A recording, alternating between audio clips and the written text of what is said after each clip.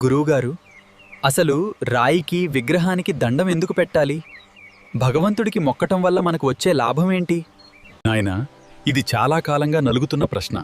భగవంతుని మొక్కడం అనేది ఒక మూఢనమ్మకం కాదు. అదొక గొప్ప మనస్తత్వ శాస్త్రం మరియు విజ్ఞానం. ముందుగా ఒకటి గ్రహించు నాయనా, నీ దండాలు, నీ ప్రార్థనలు ఆ పరమాత్మకు అవసరం లేదు. మరి నువ్వు దేవుడికెందుకు మొక్కాలి? విను. మనం 2 చేతులు జోడించి దేవుడికి నమస్కారం చేసినప్పుడు మన వేళ్ల చివర్లలో ఉండే నాడులన్నీ ఒత్తిడికి గురవుతాయి. నాడులపై పడే ఆ ఒత్తిడి వల్ల మన కళ్ళు, చెవులు, మెదడు చురుగ్గా పనిచేస్తాయి.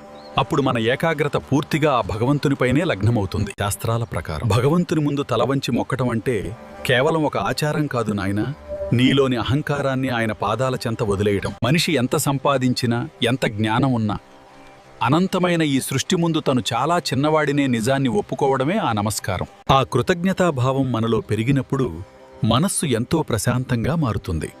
ఇది నిరూపితమైన మానసిక శాస్త్ర సత్యం. కాబట్టి నాయనా, భగవంతుడికి మొక్కటం అనేది గుడ్డిగా చేసే మూఢనమ్మకం కాదు.